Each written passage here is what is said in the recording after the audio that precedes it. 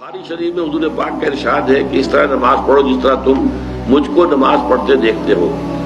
سوال یہ کہ حضور نے کس طرح نماز پڑھی، جبکہ بخاری شریف میں حضور نے رفع یدین کی نماز پڑھی ہے۔ بخاری شریف میں حضور نے رفع یدین کی نماز پڑھی ہے۔ دیکھیے، حضور نے مختلف طریقوں اختیار کیے مختلف اوقات میں۔ اب صحابہ کا طرز عمل یہ ہوتا تھا کہ مثلاً ایک روایت آتی ہے کہ ایک صحابی حضور سے ملنے آئے، وہ بدوی تھے، دیہات کے آدمی تھے۔ انہوں نے حضور کو دیکھا کہ آپ کا گریبان کھلا ہوا تھا، آپ نے بٹن لگائے ہوئے نہیں تھے۔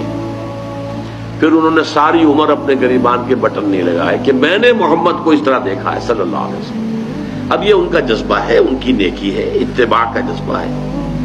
یا ایک سفر میں کسی کو دیکھا، کسی نے دیکھا کہ حضور ایک درخت کے نیچے سے ہو کر گزرے، اب وہ جب بھی جاتے تھے ادھر اس کے نیچے سے ہو کر گزرتے تھے، چاہے اس کی کوئی مقصد نہیں، لیکن یہ بھی ایک اتباع کا جذبہ ہے۔ تو اس میں یہ ہے کہ نماز کی بعض چیزیں ایسی ہیں کہ جن میں معلوم ہوتا ہے کہ حضور کچھ اس میں رد و بدل کرتے رہے۔ کبھی آپ نے ہاتھ بالکل کھلے چھوڑ کر بھی نماز پڑھی ہے، کبھی آپ نے ہاتھ نیچے باندھے ہیں، کبھی اوپر باندھے ہیں۔ اسی طریقے سے رفع یدین کبھی ایسا بھی ہوا ہے کہ آپ نے وہ کی ہے جیسے کہ اہل حدیث حضرات کرتے ہیں، اور جیسے کہ یہ شیعہ کرتے ہیں، وہ اس سے بھی زیادہ کرتے ہیں رفع یدین۔ اہل حدیث سے آگے ہیں، وہ بہت آگے ہیں رفع یدین کے اندر۔ اور ایک رائے یہ ہے کہ حضور نے آخری زمانے میں آ کر سارے رفع یدین چھوڑ دیے تھے، سوائے یہی جو تکبیر تحریمہ کے وقت ہے۔ اب یہ روایات، اب یہ بحث ہو جائے گی علمی، کس روایت کا کیا مقام ہے، کس کی کیا حیثیت ہے۔ بخاری شریف میں جو روایت ہے وہ یہی ہے رفع یدین کی، جو آپ صحیح کہہ رہے ہیں۔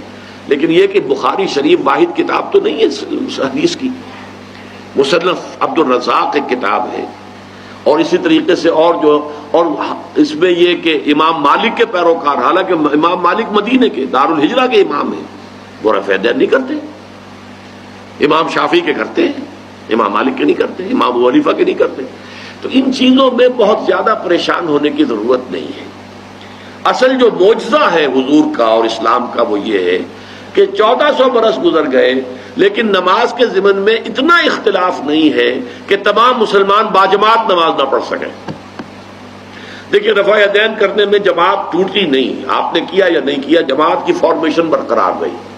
فرض کیجئے کوئی شخص یہ سمجھتا کہ پہلے سجدہ ہے پھر رکوع ہے، تو اب یہ دو آدمی ساتھ نماز نہیں پڑھ سکتے، جن میں سے ایک کے نزدیک پہلے رکوع ہے پھر سجدہ ہے، دوسرا یہ سمجھتا ہے کہ نہیں پہلے سجدہ ہے پھر رکوع ہے، نہیں ہو سکتی، ان کی جماعت اب جمع نہیں ہو سکتی۔ یا کسی کا یہ خیال ہو کہ جیسے ہر رکعت میں رکوع ہے کہ سجدہ بھی ایک ہے، وہ ایک سجدہ کر کے کھڑا ہو جائے۔ اب ظاہر بات ہے دوسرا شخص جس کے نزدیک دو سجدے وہ ایک اور سجدہ کرے گا، فارمیشن ٹوٹ گئی، اب وہ ساتھ نماز نہیں پڑھ سکتے۔ 1400 برس بیت گئے، مشرق بعید سے مغرب بعید، پوری دنیا، آج تو کوئی کونا ہے ہی نہیں جہاں مسلمان نہ ہو، لیکن جو سالڈ مسلمان جو ہیں وہ تو آپ سمجھیے کہ انڈونیشیا سے لے کر موریتانیہ تک تو مسلمانوں کی کتنی بڑی تعداد۔ لیکن کہیں ایسا نہیں ہے کہ آپ کی فارمیشن ٹوٹتی ہو، کوئی ایسا مسلک نہیں ہے جس میں یہ خیال ہو کہ مغرب کی رکعت میں 2 ہیں جیسے فجر کی ہے، نہیں، وہی 3 رکعتیں ہیں۔ کوئی ایسا مسلک نہیں جس میں یہ معلوم ہو کہ فجر کی رکعتیں 3 ہیں 2 نہیں ہے، کوئی نہیں۔ عصر کی 2 ہیں یا 4 6 ہیں، نہیں، وہی رکعتیں، وہی رکعت کی ترتیب، پہلے کھڑے ہونا ہے پھر رکوع ہے پھر کھڑے ہونا ہے پھر سجدے میں جانا ہے پھر بیٹھنا ہے پھر سجدہ پھر کھڑے ہونا۔